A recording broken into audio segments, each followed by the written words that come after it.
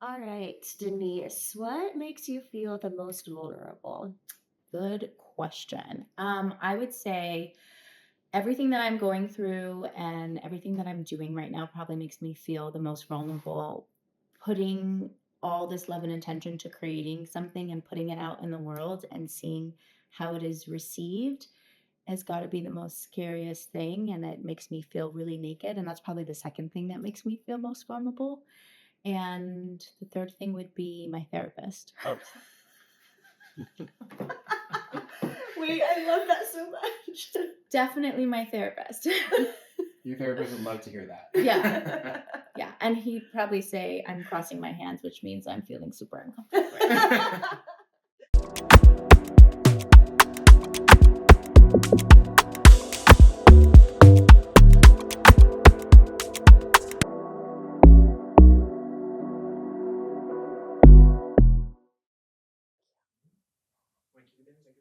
Yeah, actually, I don't mind.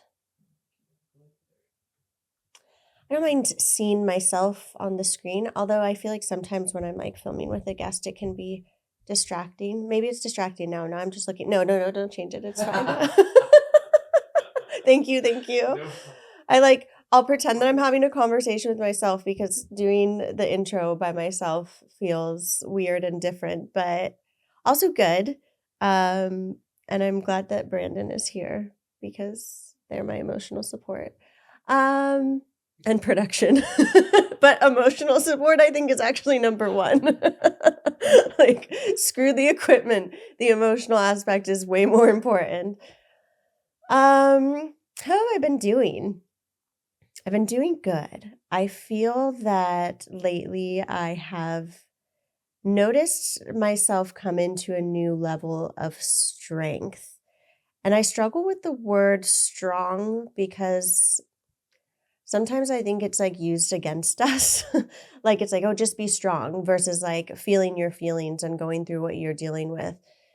But I guess the way I'm using strength right now is when difficult things are presenting themselves to me lately, I can pull out perspective and look at the bigger picture and see what the lesson is or see what the silver lining is, even if it is like so small. And I feel like I used to get so stuck in trying to process the emotions and not knowing how that I couldn't pull out that perspective and actually see what I was trying to be taught. And I've been going through some things that have been pretty difficult personally, with family, like professionally. There's just a lot of uncertainty, and I've had to like release the reins of control and just trust. And I'm feeling so grateful that I'm not the version of myself that I used to be because I don't think I could have released the reins and trust. Whereas now can sit in this discomfort and just observe, almost like sometimes in meditation, like when I was taking meditation facilitation courses, they teach you to, in your head, visualize yourself below you. So your higher self is kind of up above, and you're watching yourself sit down there meditating, like whether you want to be by the stream or at an ocean, like whatever your favorite place is, usually in nature, because you're trying to ground yourself, but you're observing yourself from a higher perspective.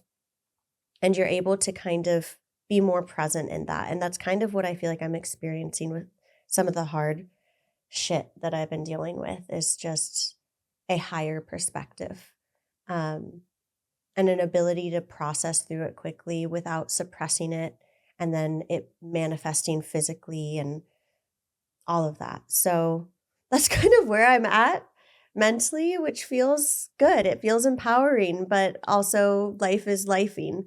But I'm so excited to be doing this shoot week, and I'm really excited for the guest today.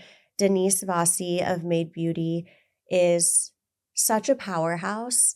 And beyond that, such a beautiful human being. I was telling Brandon when I first saw her, I was speaking on a panel at We All Grow Latinas Amigas in Business live event here in LA. My friend Vanessa Santos is the CEO and one of the founders of it, one of the partners of it, and is just also so incredible. So no surprise that she was my bridge to Denise. But I was up there on stage and I was talking about my mental health and talking about my, experience with Sephora. And I always go deep. You guys know I always go deep. And I just kept making eye contact with Denise in the audience. Like we just couldn't stop locking eyes. And she came up to me afterwards and I was like, girl, I could not stop looking at you. And she's like, I know. There was something there. Like sometimes the universe just throws that shit at you. And she was so generous with her time. I was asking her questions just because she's been, in the content space for a while, whether it's through modeling or her beauty brand or just being a content creator in general, because her page is amazing and she's so vulnerable and creative. And I was asking her questions and she was giving me a lot of helpful tips and ideas about like how I could help myself and was just really generous with it. And we kept talking about wanting to get coffee and make plans. And then we had a plan to do it and we had the fires in LA and it just, anyways, long story short, I reached out to her and I was like, I know we're due for a catch up. Do you want to do it on camera for my podcast? And she agreed. She was happy to. So you all are really going to see like us getting to know each other on a deeper level. We chatted for a while at the event and really connected, but this is going to be our first time going deep. And I'm really looking forward to that because I can tell she is that kind of person. So I hope you enjoy and I will see you at the end. When we met for the first time, I was like, she is just so generous with, I don't even know how to put it into words, like generous with inspiration or motivation, like the way that you speak to people, or at least my experience, the way that you have spoken to me just like lifts me up and it makes me feel like if I needed you, you would be there. I'm that girl. Which I'm I'm that like, friend. how do you have time?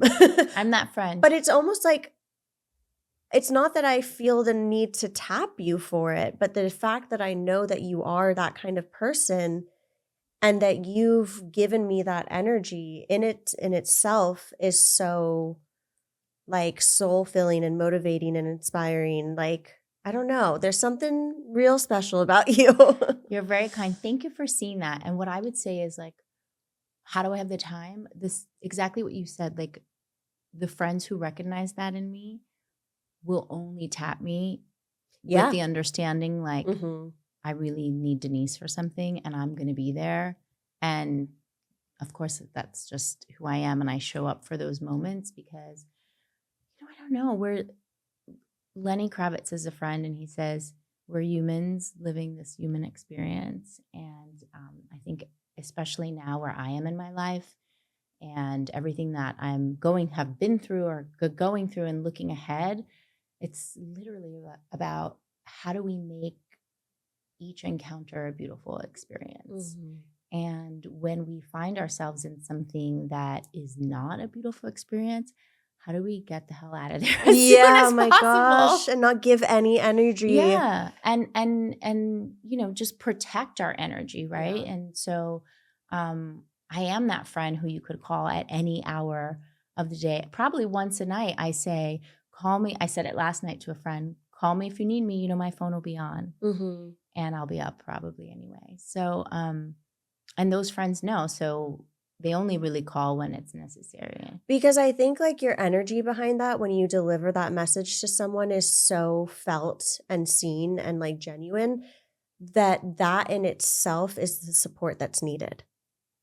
Like, thank you. Maybe your friend really does get to a place where they need to call you and that's amazing that you're there. But it's like just by the way you deliver that message, it does what the job would be anyways. Thank you. Yeah. I think it's always hard for me to recognize the things I'm really good at because I'm in a somewhat healthy, somewhat unhealthy way, always looking at how to do things better. But I say religiously, like, I am a great mother and I am a great friend and I know great formulas. Hell yeah. And those are like the things I can really own. Hell yeah. I love that. And I think it's really powerful that you're the type of person that has the self-awareness that you are constantly looking forward at your own growth, because what the hell are we doing otherwise? What's the point? And I know that can get a little bit like, Woo-woo. There's a line. Oh. Well, definitely woo. We talk about a lot of woo here. I'm all woo. I'm all woo. This is why we knew. Yeah, definitely woo. But beyond that, there is a line at a certain point. It can kind of feel like, okay, do I need to push myself? And sometimes you just have to like naturally let it happen. And certain things will ping you, and you're like, okay, there's an opportunity here, versus always self-criticizing or that Mhm. internal talk. So there is a line, but I think it's really important that you have that self-awareness, because that's how people get stuck, and then they're just not going anywhere, and they're often miserable, and they're the ones with the road rage on the Not to say I haven't been caught in a road rage Oh moment, girl, me but, like, too. I If my think- fiance was here, he would be If- laughing at me. If my kids were here, they're like, Mom, that's a bad word. I'm like, it's not a bad word in our house. It's an adult word, which Mhm. means you're not allowed to say it, but Mom is. And just going back to what you were saying, I think, yeah, you kind of evolve into the space where you're able to recognize how you can be better without it being completely judgmental and Yes. deteriorating to your soul. Becomes and, exciting Yeah. because you start to recognize when it happens how you feel afterwards. And then you're like, oh, damn, this feels good. And I'm a better version of myself, and a stronger version of myself, and a more evolved version. And like, yeah, I want that to happen again. It's kind of been like a theme. I even talked about it. I filmed the intro for your episode right before you came. And I was talking about like what's been going on with me lately. And that was the theme. It's like, it's the ability to go through hard things or go through moments of growth that feel really difficult, but pull out perspective and kind of watch yourself from like almost a higher version of who you are, and really see the lesson, or really see the silver lining, even though the experience feels, and I'm going through something so horrible right now. Oh, I'm so sorry. Thank you. It's really personal to someone else, so I can't share it, but really, really difficult and mental health related. And I've really had to give up the reins of trying to control because I can't. And there's so much uncertainty, and it's so painful and emotionally complex and difficult to understand. But I'm just kind of sitting with it in such a different version of myself. And as horrible as it is, I'm like, wow, I can process this, and I can sit here and pull out perspective and be there for the person who needs it, be there for the person who's struggling, and be there for myself, and like see the light at the end of the tunnel very clearly. And that is something that I feel like you probably do very well, because I see it in you as a mother, and definitely you as a brand founder. Thank you. That's called growth, right? Mhm. Because there are a point in time in my life for sure, and I assume yours, where you were just in it and Oh you my God. couldn't see it. Yeah. Now, when I go through hard moments, whether personal or career with the kids, I, as I'm in it, always reminding myself that there's going to be some incredible epiphany on the other side, Mhm. or the flowers after the rain, or the Mhm. mud, or whatever the phrase is. I literally Because- said in another episode we filmed, I was like, from shit grows flowers. Yes. Yes. Yeah, it's been my Um, saying lately.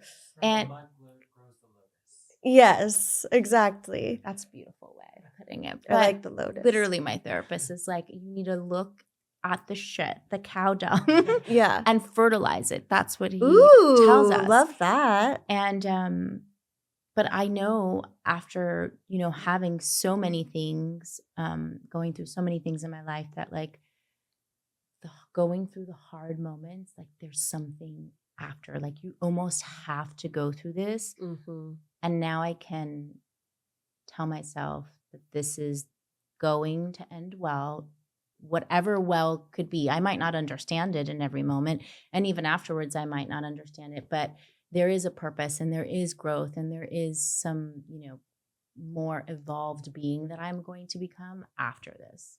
And it's going to feel good. It's going to feel good. It's just It's so gonna hard feel when you're in sucky it. right now. So sucky. Yeah. Yeah.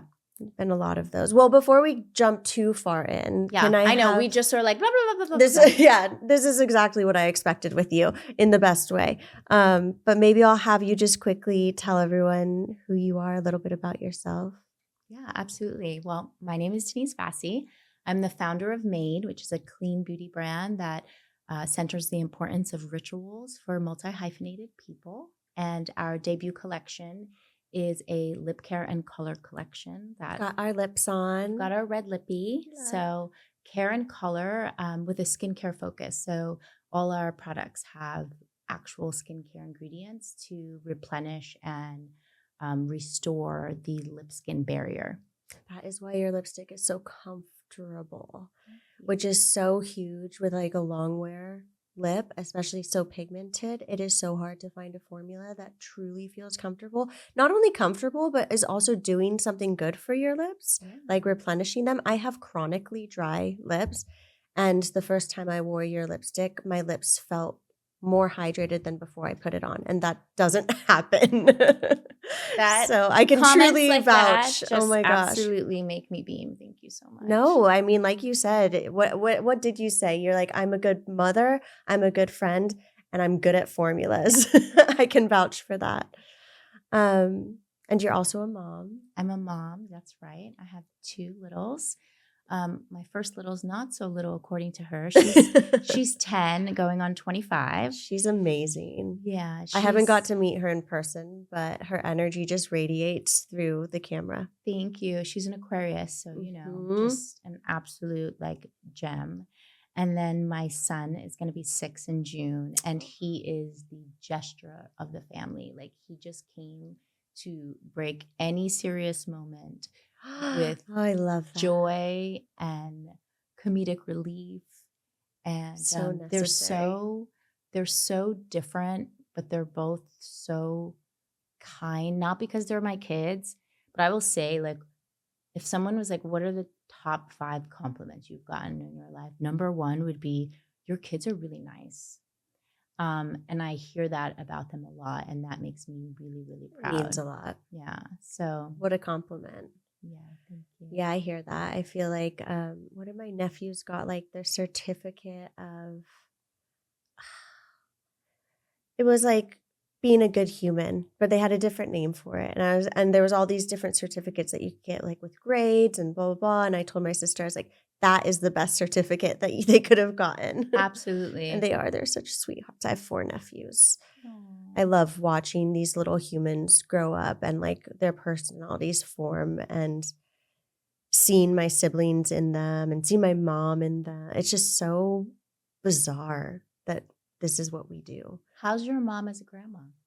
My mom passed, I'm which so is sorry. no, that's okay. That's okay. I set you up for Seeing that. your mom, I understand seeing your mom in them. Yeah. Okay. She passed a long time ago when I was like 18. But it's very cool to see her in them. And also my oldest sister, Renee, who does not have kids, has so stepped up as like The matriarch of the family. truly. And the way she cares for our nephews is just, it's like my mom was such a mom. Like it was her goal in life to be a mom. She was the best mom. She was like bring crafts to school for the class mom and all of that. And yes, you are the best. No, I just mean like I I'm so saying resonate with that because it's so important to have those moments. when you're doing this other thing and launching this business and running that, like for me, it was like, how does this not keep me away from also being the mom in the classroom? Away from their and, experience. Yeah. And making sure that my kids feel that I'm equally involved in I their mean, lives. gosh, yes, there's certainly a balance, but for them to see what you're doing has got to be so incredibly powerful for them as well. Like you have to be there for them. I would imagine for them to be able to appreciate it and benefit from what you're doing for yourself. But I know from having a mom who, again, best mom ever, loved her so much, but I watched her be a martyr pretty much her entire life and live for everyone but herself, including us, which is so beautiful in a way. But then seeing her have maybe like a couple years of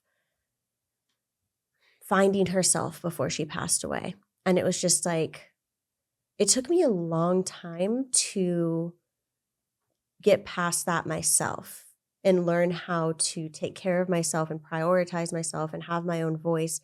And so she could be the best mom in the world, but because she wasn't living by example in that way, it was actually a detriment to me.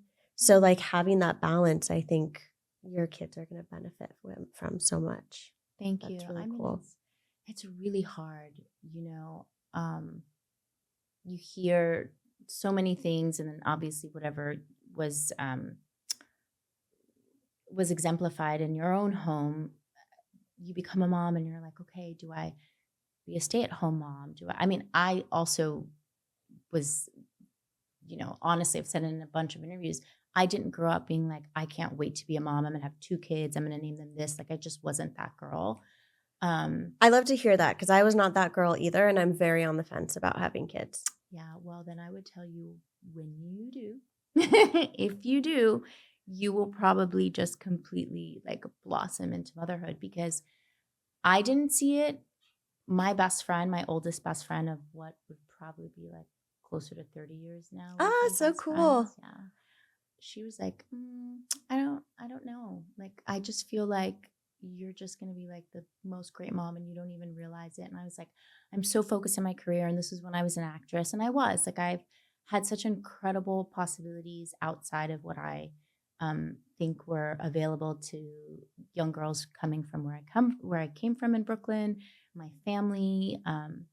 And their opportunities, like, I was really given the opportunity to travel the world, to I've done a gazillion campaigns in Through beauty and your fashion work. and as a model, and then became an actress. And so I was really focused on my career because I just recognized that where I came from and the family I came from, not everyone got those opportunities. Sure. And so I just kept my mind on that, and I just didn't focus on having kids. And I was like, I got to keep going. I've got to keep working.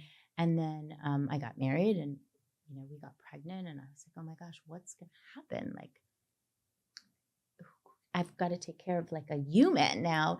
And then I had her, and I just could not leave her. Like, I could Aw. not, like, no one could touch her. And I was Mhm. like, it's got to be done this way. And, you've got to come out of all that too. And you evolve and grow as a mother, as you start to trust yourself and trust your instinct as a mother. But that battle of, do I stay home? Do I work? You want to be this example. You want to be there for every moment. And nowadays it's like, listen, when my mothering is at 100%, my team is ringing the phone, looking for me like crazy for an answer that they needed yesterday. And when we're super on time, well, I should say when we're early and, we're not like down to the wire, it's because like I've had to ask for help from my family, my in-laws, my husband, to come in and start really putting in extra care and attention so that I can step out of the family dynamic. And you have this feeling of guilt on both sides because you have a responsibility to your team, and obviously you have the biggest responsibility to your children. But you there's no real balance. I think balance is what you make it, and you try and do the best that you can. So just kind of in respect to your mom, like, she was just doing what she Oh knew my was the best that she gosh. could for Oh, you, and right? if you knew what she grew up in, like I have so much empathy for it. We're only a product of the environment we grow up in and the tools that we are given. And our trauma is not our fault, but at a certain point it becomes our responsibility. And she did. She took responsibility. It was just so sad to see it happen so close to when she passed. And it was a huge lesson for me because I think it accelerated, again, pulling out that perspective and looking at a shitty situation, looking for the lesson. It's like, I don't think I would have found my self-care, found my presence, found my ability to live for myself and my voice if she hadn't had passed as quickly. So she gave me a gift with that in a way through the lesson that she learned, sadly, just a little later. But it's definite. I'm a big generational trauma. That is a huge topic for me. I just got goosebumps. I get it. Yep. I don't even know if I should say this, but I'm going to because who cares? I want to write a book one day about the generational trauma in my family, specifically my mom's side of the family. And so I feel so strongly about it. And it's something that I see that I'm breaking down every day with me and my siblings. We're like best friends. I'm so lucky to have them. So, but yeah, when I see moms like you who are self-aware enough to have that balance and to be living your life for yourself, but also be living your life for your children, it's like you're doing it all at once. And I get to see that with my sister. Like she's taken up guitar lessons and she's like, I just want to show them that I'm doing this for myself. And I was like, love that. yes, yes. I This makes me love so that. happy. I love that. And she really does. She wants to do it for herself.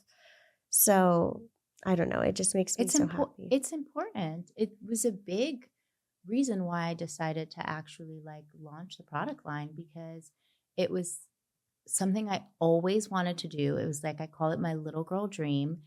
And I said, how could I Love that. raise these kids and tell them that they could go out there and do anything they put their mind to? You are speaking my language. And that all they had to do was hard work and believe in themselves. How can I do that without being an example for them? Exactly. How could I tell them that they needed to go out and go after their dreams? I mean, I'm not the mom who's like, my mom was very much about getting good grades. And I love it and respect it because it taught me really good work ethic. For my kids, especially my daughter, because she is a different type of learner, I'm like, how are you going to be super confident in this world? Mm-hmm. What do you dream about? What do you want to do? Those are like my important things for both of them. And I just said, like, how could I tell them that they should go out and pursue their biggest dreams if I had, and I still, there are other things that I do have on my bucket list that I want to do. Like, I have to show them that I at least tried.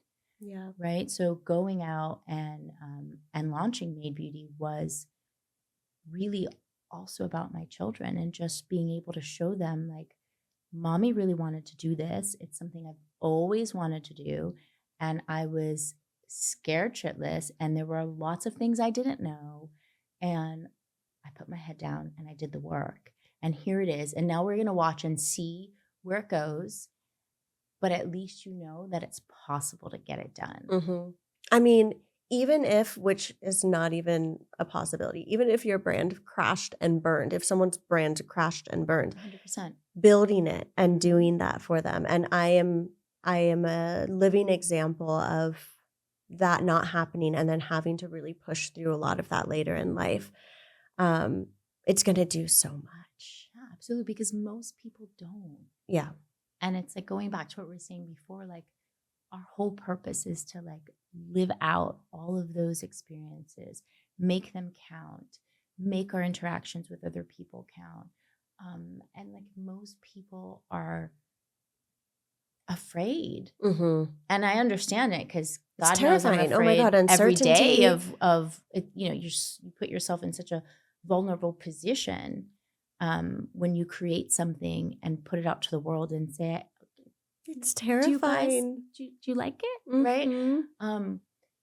But like, it's also so beautiful to say something scared me and I continue to push through and got it done. And then, I'll continue to do the work and the universe has a bigger plan than we all know. And I just have to follow my path and watch the moon and trust. and just trust, instinct, gut, learning to listen. I'm in this period right now of like living in my full truth.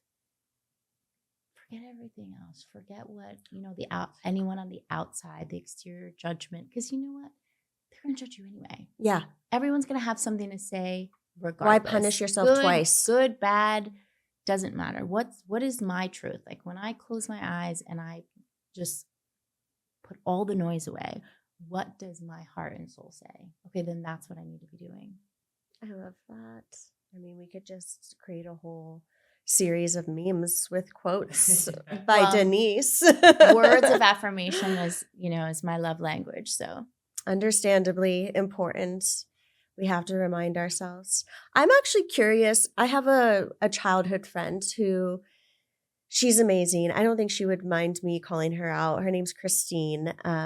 We grew up doing competitive dance together, and we just our souls are still so tight, even though we don't get to see each other often. But anyway, she recently had a child, and she was talking to me about identity and like she's like, I'm obsessed with this baby. And you can tell she is. Like, she's so in love as a mother.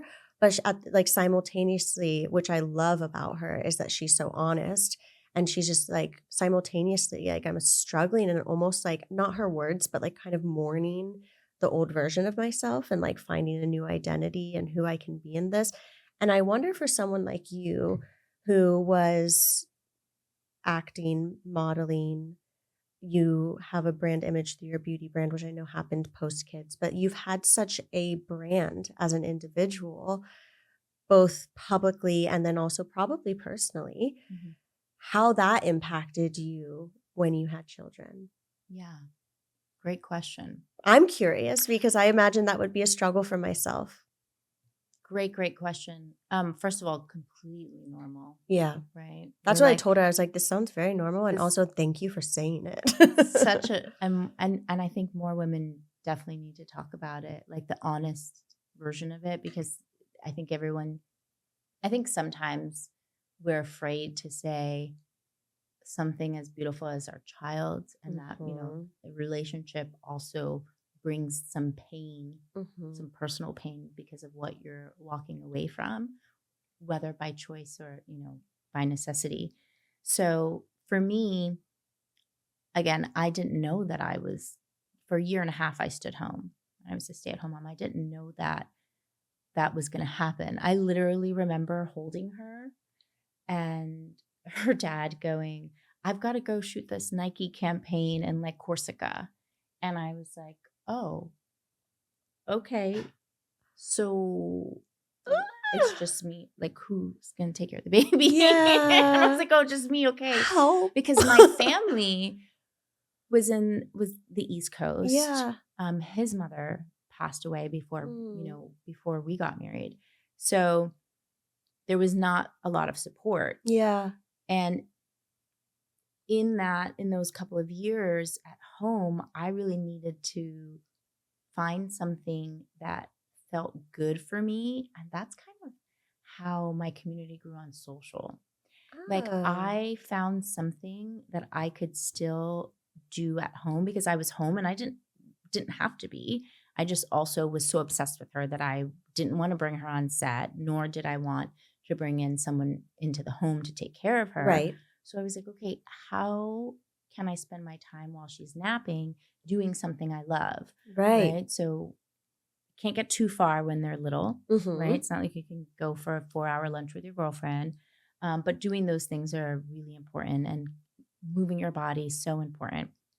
But what I found in social media that I didn't really understand for the first, I guess, year and a half or 2 years was that I enjoyed still storytelling and sharing, which was what I enjoyed about acting, right? So it was different. It was my personal life that I was storytelling, but sharing the information about beauty products or, what I deemed healthy or not, or clean, clean beauty and why I chose these things, or what new fad I was trying, or what new, anything was something that I really enjoyed. Yeah. And a lot of my friends at the time, because social media wasn't what it is today, really didn't understand. I bet. Like, why are you spending time like sending pictures about like what lipstick you're wearing, or the fact that you've gone gluten-free? And I was like, I don't know, I really enjoy sharing and storytelling. They're probably giggling now.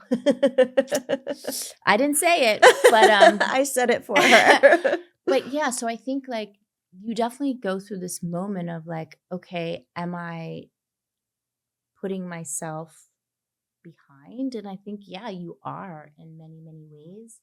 And the fastest path to healing that is just really making sure that you do give back to yourself in some way. So what is it Need an that you enjoy? outlet. Like, By the way, I love to dance. I was never a professional dancer, but you see that we do a lot of community dances, right? Yes, I have. You have to come When to you one. responded to the video of my dancing, I thought about the community dance I saw you post about, and I was like, I wonder if she was a dancer too, because it would make sense with your acting. And No, I just really love the release of emotion it's and so the freedom and powerful. like this the goddess that I can pull out of Oh my myself gosh, through yeah. dance and music.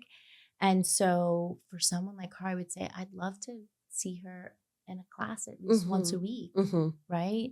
And or popping in a video, or now they have so many apps and streamers and stuff. You don't pop them in anymore. I'm dating myself, but do you know what I mean? Like, what is it that you enjoy? Yeah. Where you understand she just had a baby, so she still needs to be home, but is giving something back to her and like filling her cup, and not just like the manicure or the hair appointment Yes. or the massage. Those things are great, Yeah. but like, how do I move my body? What foods do I love to eat? And like, is there a hobby? Like, is there something I always wanted to do? Yeah. Like, for me this year, I need to become a better swimmer. So I'm focusing on that. Like, just pinpointing those things where you can give back to yourself, because the reality is you're never going to be the same. You're not. You can spend time mourning who you were, and that freedom that you had. Listen, I miss my club days, Yeah. but I find them now. I find them with my girlfriends, and I go out, and there's going to be time to come back to those things that you can't immediately do. Right. But that and scheduling them in the same way you schedule in those feedings when, every 2 hours when you have a baby. It's the same kind of priority. It's the same priority. Where in my day, week, month, like, ask one of your girlfriends to come over once a month on a Saturday and just like chill out in sweatpants. Find the time, find the things, and find the time that will fill your cup, and understand that you're never going to be her, but you're going to be so much better, because there's nothing that has unlocked me like becoming a mother. It just completely just gave me the balls to do everything I wanted to do. That's in life. badass. That's really cool. Thank you. And I think that might be one of my cats. I was literally like, do you have a cat? Because that's the only animal I can imagine quietly dropping something. Yeah, I've got 3 cats actually, which is why they're tucked away in my bedroom, because I was like, they'll behave, but with 3, it's a little bit too many variables. I have to meet them before They're I so leave. sweet. My daughter really wants a cat right now, and she did a whole Google Point, whatever it's called, Google Slide presentation as to why she should have one. Oh my gosh. Can you sit down and do your multiplication homework? Well, instead? I go on camera enabling and supporting this idea, and I will double down by saying you should get 2. Great. You're welcome. No, but truly, I'm such a pusher for 2, because they entertain each other and they keep each other more active. It's healthier for them. It's better for your furniture because they're not as bored. So like they're not going to be as that's interested in messing with interesting. your stuff. You can like kind of guilt-free leave them alone in the home longer.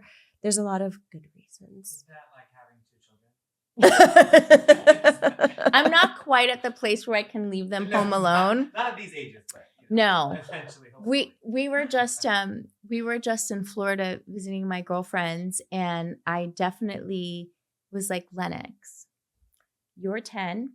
You're of age to stay in the room with your brother for 15 minutes while I go outside and get some fresh air from this chaos. And she was so excited that mom trusted her to do that. So little increments, we're getting there. I love it.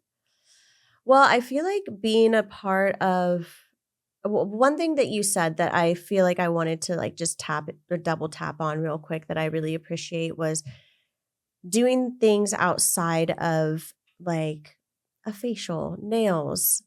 I think being in the beauty industry and being a mental health advocate and talking about the importance of self-care as you're speaking to it for being a mother, but it applies across the board. I think it's so easy for people to be like, oh, I'm getting my nails done. I'm getting my hair done. It's self-care. I'm going to go get a facial. It's self-care. It can be. depending on where the source is coming from, like anything in beauty, like we were talking about this earlier, like beauty is a self-expression. It should come from a place of self-expression versus feeling like you have to, or you're hiding, or you're conforming. Mhm. But I think it's really easy in the self-care world for people to be like, oh, I'm doing self-care because I'm doing a face mask. Absolutely can be self-care. However, there's this level of it being an efficient activity, because through that self-care, you're accomplishing like better skin or pretty nails.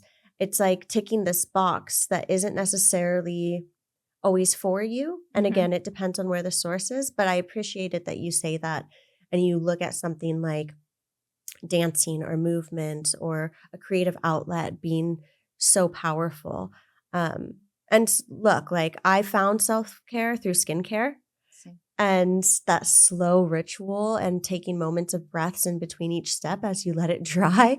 And that was like my entry point, but my self-care has expanded so much. So I just wanted to like tap on that, because I think there's probably a lot of people that watch people in the beauty industry and get a little bit frustrated seeing like a face mask isn't self-care. You know what I mean? And it's where it comes from. Yeah, no, I can totally relate to that and also see like the argument in both sides. Yeah. And just like you, like I always had I grew up with my grandmother who loved her beauty products and, loved slathering things and sit me down and pluck This is where it yeah, came from. yeah, yeah.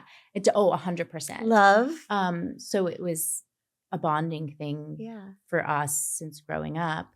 But later in life, especially after having my first, really started to appreciate the time that I got away and the time that I set for myself and let everyone else know that this was going to be my time, shut the door and, you know, deep dived into my skincare routine and my tools.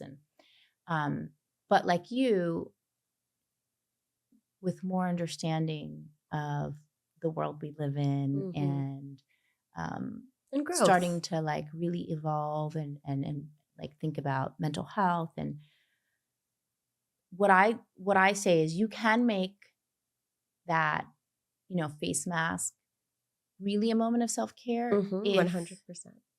like you throw on a meditation. I'm really into like stacking, so ritual stacking. Tell. And for instance, when we talk about our products, we talk about, yes, of course you can do them in the mirror, but like I have my set nightstand. I mean, of course I have my balm and stuff I mean, everywhere, this right? Like, this is such a perfect transition, because like we don't even really talk about product too much on this, but your brand embodies what we are talking about. Like you have created a lip ritual that creates that slowdown, that creates that self-care and moments of presence in the way that you educate around it and the way that you, I guess, deliver it. thank you. Yeah. Yeah. So I'm like, put it bedside. It's really there for you Yeah. to enjoy and use for that That 5 metal to 10 minutes you applicator. might have on your own. It feels good. Yeah. Yeah. And can you whisper 5 affirmations to yourself before bed or before you get out of bed in the morning, right? So, I love looking in the mirror and doing my makeup. And, for a moment like today, right? But I'm also sitting there going, okay, what do I want to share with the world today every morning when I'm doing the makeup? What version of myself do I want to bring to the table? Like, am I going into a meeting with a prospective investor, or am I going into like a meeting with my team and I want to be like, just think about being graceful and open to everyone's ideas and like having those conversations and reflection with myself while I'm enjoying my skincare or Yeah. makeup routine. And that becomes a moment of self-care. Okay. When am I going to have time for myself today? Like, what am I thinking about versus, or it might be just putting on some of my favorite music and singing out loud and dancing with a glass of wine while I'm getting ready for a night out. Oh, I love Where, that I'm going to sit with my moment. girlfriends and, Yes. like, okay, there's going to be a lot going on where there's going to be an exchange of a lot of information, Mhm. someone's going to break down into like, something's going to go on. So, I don't know. I think the connection between beauty and self-care is is something that's truthful, but I think you can always go deeper if you can figure out how do you stack them. I like For the instance, stacking. I love a cold plunge, right? When I go into the cold plunge, I'm a bit extreme. I'll do a 7-minute cold plunge because I'll do it. Girl, I know, the I audible gasp. I have a cold plunge in the backyard. We are going to drop you in right now, and you're going to prove this. Prove it. It's on IG. Everyone's seen me do it. But you know what? 7 minutes. Wow. The way I get through it, but B, and more importantly, the reason it's that long is because I'll put on a 7-minute meditation. So yes, I'm going in the cold plunge for like the health benefit because I believe, well, first of all, for me, it really helps with my anxiety. But then I also think it speeds up the metabolism. So that's, pretty vain. But No, then I stack it's that health. with a super intentional ritual, like a meditation. And then now that is like a full circle self-care moment. How have I not done this? Because I'm a cold plunger and I do enjoy it. I usually max out around like 2 minutes, although it depends on the temperature. My fiance has like messed with ours, and like it used to be like 38 and now it's a little bit higher. So I'm like, okay, I can. But I can't believe I haven't thought to like turn on a meditation during it because you're just looking for something to distract yourself. Absolutely. And sometimes I will literally sing a song while I'm in there. And I'm like, okay, if I get through like 2 times of this song, then that's about 2 minutes. I'm distracting myself. It feels kind of fun and goofy. That's funny. That's an acting exercise. Like before you're going into an audition to sing like your favorite song to kind of release the tension and energy. So you take the focus out of being nervous for the audition. Yeah. You should throw on a meditation. Do that. Yeah, I will because do what that. happens is then you just like sink in and you release. Well, you know what's wild now that you say that is I've actually noticed, I feel like I was meant to hear this because recently I've noticed when I cold plunge, when I go into it, there's something audible that happens almost the same way when I go into deep meditation. And it's probably like, I don't know if it's the same. It might be like a fight or flight response where like focus gets really intense because you're in really cold water. But it's almost like everything gets quieter around me. And I can like be very, yes. And that's what I experience when I like really go deep into meditation. It's like this transformative moment that feels so different than I can't even put it into words. But now that you're saying that, I'm like, oh, that would be the perfect moment because it's already kind of facilitated. Like you're already so present. Like talk about an opportunity for things just to drop in for you. And you just literally like, yeah. Okay, you'll have to do it and then let us know. Do We you need an update. do you do guided or do you like sit in silence? Do you do both? I'll do sometimes guidance. I listen to like deep theta. I don't even know how to pronounce it. Music. So like brainwave music. Okay, that yeah. like takes you out of like everything. Do you ever have any like kind of crazy like downloads, drop-ins, messages? Oh, I fully manifest. Yeah. Sephora has been completely manifested. Yeah. Just like every single moment of it. I've seen it before it's happened. Really? And then I go and I'll take those visions and then like I'll put them on my board, or for specifically for Sephora, I would walk into the store and I'd stand in front of the end cap and go, okay, this is where your product is going to be. And I'd literally envision it. And then I'd put the product on the end cap, take a photo, and then run out. Oh my God, I love that though. Okay, so speaking of Sephora, you were in the Sephora Accelerate program, which was so cool. How was that experience for you? I mean, it was amazing. We had such an incredible cohort. And I don't know, you know everyone there. Everyone is just so supportive on the Sephora end. You just really understand how much they want these, like myself, small indie brands to win. And you also understand that it's like Disney World. Yeah. It is its own wild ride with its own full-on dictionary, language, acronyms. You're like, what does that mean? Yeah. Like, okay, write that down. And then like you literally get a glossary.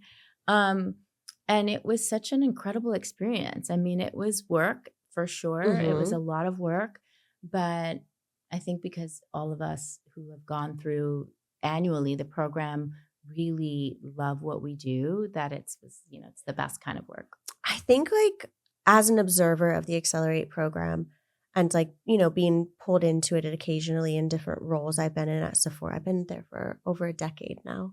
How is that possible? Would you start at 6? I'm How have you been there over a decade? 33. I started when I was 22. Yeah. I mean, that's pretty young to start Yeah, your like corporate career. I was young. Yeah, I started as a little baby coordinator on the makeup merchandising team. Oh yeah, I did know that. It was incredible. And I totally manifested it too. When I moved to San Francisco, I said, I'm not leaving this city without working for Sephora.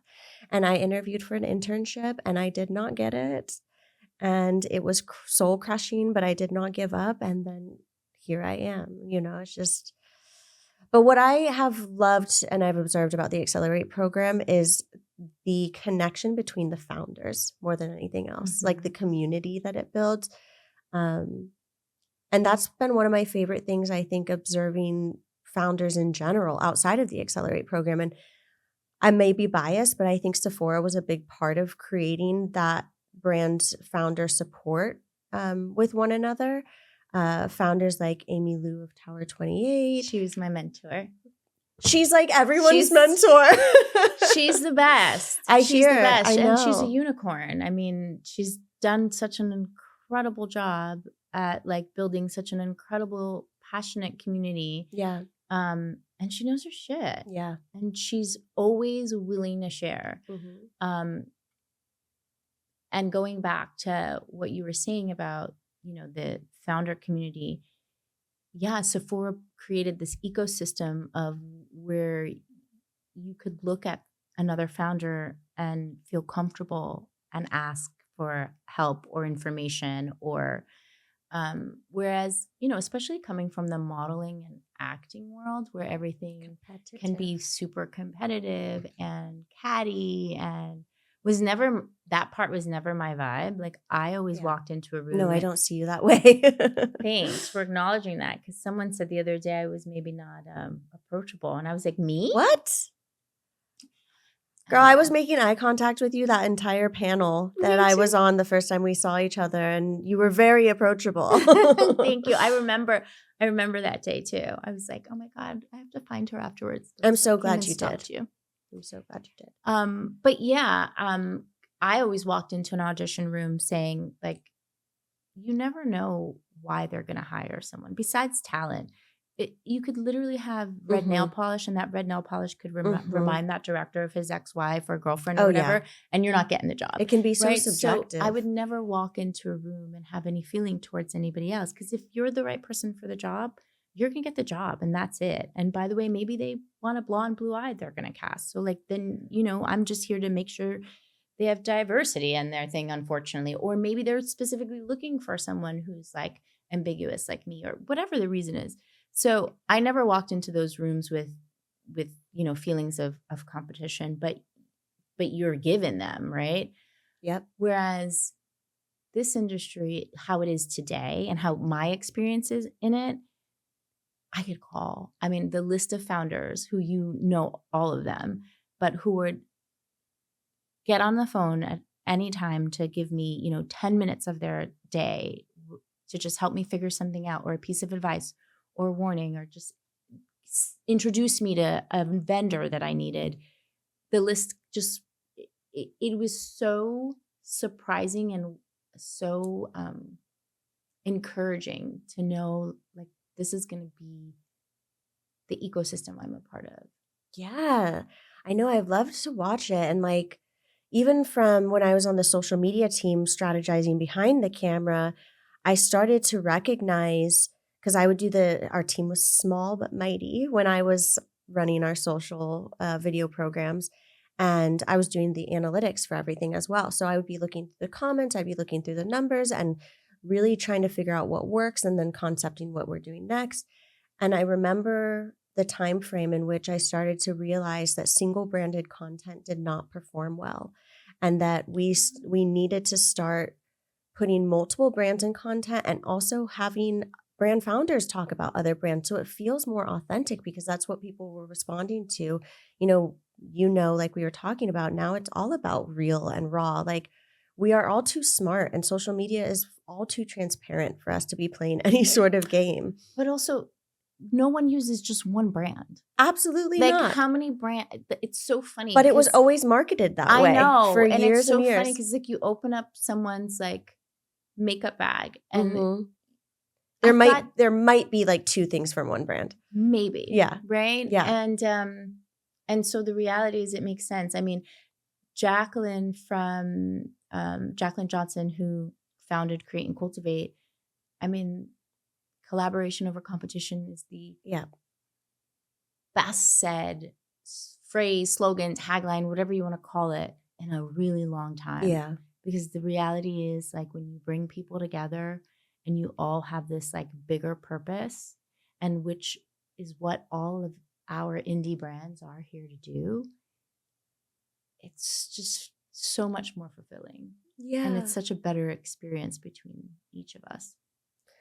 I know we have like 5 minutes left on this clip, but we might run over a little bit. I feel like I feel pulled to give your grandmother a moment in all of this because she's come up a couple of times, and I feel like it is the women who raised us, who build us, and I just want to know like a little bit about who she was in your life and how that impacted Yeah. everything that you've become. Absolutely. I mean, so I can't start this conversation without saying my mom was a single mom. So, and my grandma's still alive. Oh my gosh, I Yeah, love. we So just lucky. we're headed to New York to go see her, and the kids saw her, and every time we get to go back to New York. So that's really, really special. So cool for your kids. So cool. My mom's a single mom, and so my grandparents really helped build structure in my life. And my mom has been my example of going out there and striving and working hard, and just like putting your head down, and no matter what, just being the hardest worker in the room. She's like, you might not be the most talented, you might not be the smartest, but if you're the hardest working person in the room, you'll get through. Mm-hmm. And so she gave me that and the belief that I could do anything. And then my grandmother, our relationship is so special because she was kind of what you said about your mom, like this martyr who gave to everyone in the family. She cooked. So I grew up in a big 3-family home. So everybody had their different floors and entrances, but we all ate together almost every night. That's so cool. And my grandmother would cook for everyone. Wow. And so, I didn't like fish. This one didn't eat this. My grandfather wanted that. And so she'd cook different variations of things for everyone. And that's starting at 11 o'clock in the morning. But her little moments of luxury, and that really passed down to me, was beauty. And so, I always say, like, I come from a family who's like very basic in terms of fashion. Like, my mom loves her handbags, but she loves like a Gap t-shirt and a pair of, Levi's jeans. But she loves a great bag. My mom will invest in a great bag. My grandmother is all about beauty products. So I'll never forget the first Sephora that opened in New York she took me to. And she took me to Bliss when Bliss Spa was only, taking on clientele like Madonna. And she's like, we have to go into this very elite place. You got to behave and we're going to get a little cream. Or we'd go to Barney's and she'd pick up a Chanel lipstick at the counter. And those moments were so special to me because no one else kind of enjoyed doing that stuff with her. And so it really bonded us. But then she was also teaching me, because she had gone to beauty school, and she was teaching me about, why you would buy something at a department store rather than a drugstore purchase, because of the, quality and the feeling and the moment of what we would call now self-care. I love that. Thank you so much for, my gosh, you're working on your launch at Sephora and the time is just ticking down, and your kids and your life and New York, and you made time to be here. And I can't tell you how grateful I am. It truly means so much for you to come on and share yourself like this. Not everybody can do this.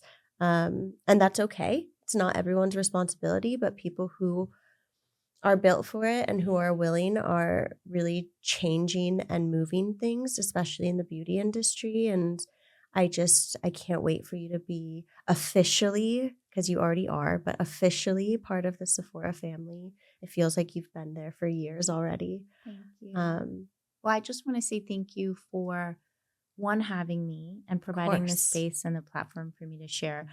I would not miss this opportunity because I am a firm believer in energy.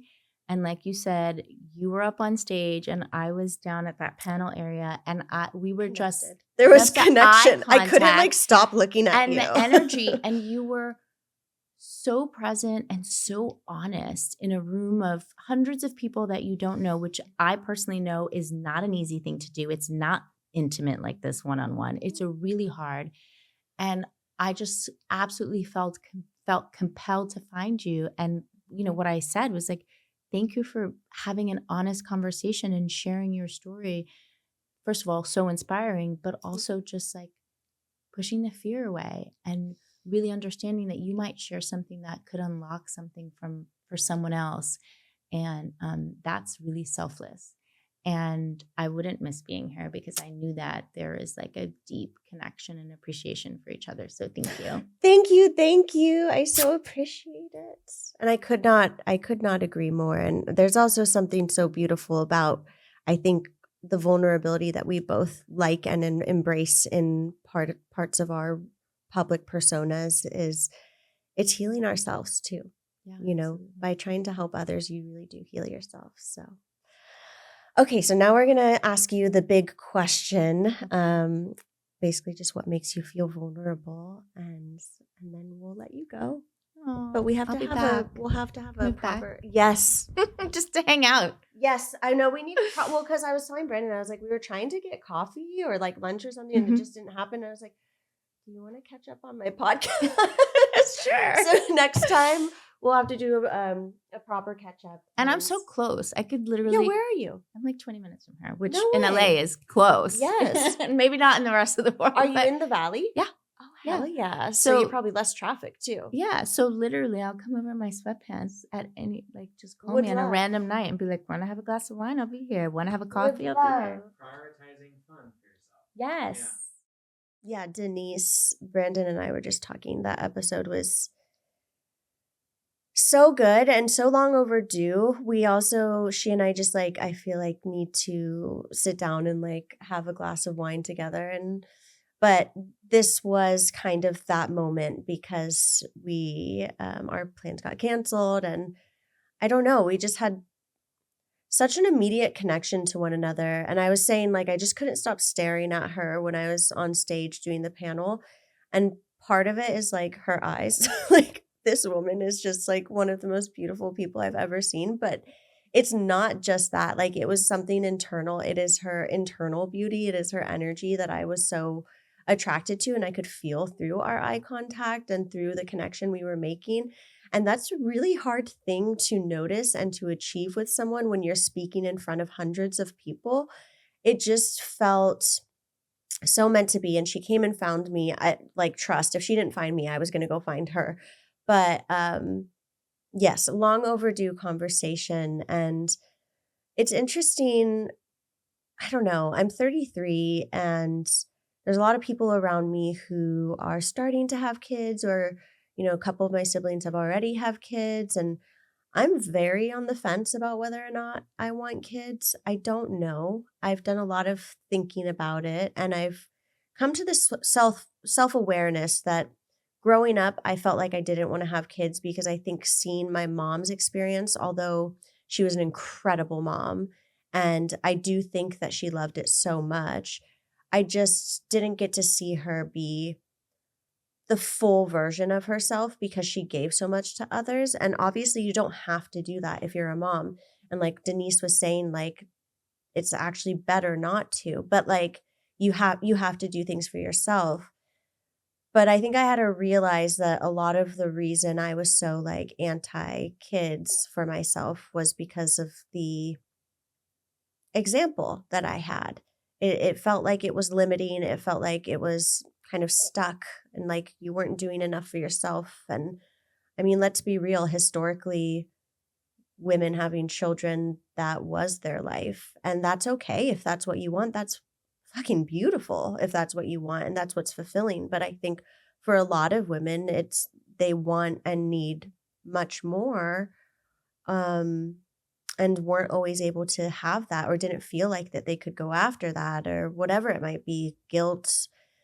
And so I'm happy that I've had that recognition. I still have no idea whether I want children or not, but it was really cool to hear her talking about it and see her light up about it. And what I think is so special is seeing female business owners who can, quote, do it all, but are so honest about what it takes, the support, the hardships, because I think we've been told for so long, like, women can do it all. And it's just like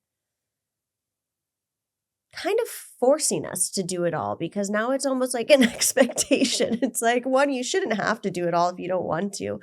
But if you're going to, you're gonna need support. You're going to need a lot. So yeah, I just loved her honesty, same as I love my friend Christine, who I use as an example when talking to her. Just her honesty and bluntness around being a mom. I think we need more of that. But definitely a guest I would love to have back on. I was telling her I'm also filming with Shawnee Darden. So I think Shawnee's episode will probably go live before this. So you may have already seen it, but just so cute to hear their relationship. They've known each other. I think she said something like over 15 years. And they had dinner together the other night and had no idea that both of them were filming with me this week. And that just feels like some universe shit. So I don't know, really good wrap up to it and just feeling very grateful for these extraordinary people lending their time to come onto this podcast. I pinch myself. I'm not joking. Every single day when someone says that they will come, I'm just like, why? And then I have to remind myself of all the growth and all the work that I've done. And I say, I know why. It's because I've created an amazing space and it's coming from my soul and it's being driven by purpose and really nothing else but passion. And I think people feel that energetically and it's attractive. And so I'm owning that, but I'm still pinching myself. So more to come. I hope you liked Shawnee's episode that was already on. I know you loved this episode because I was so in it the entire time. And I don't know, all of the things that you're supposed to say at the end of a podcast, like subscribe, like, leave a comment, do the things that help my podcast grow because I'm pouring myself into it, if you don't mind. But if you do, then I just appreciate you watching, and I'll see you all next time.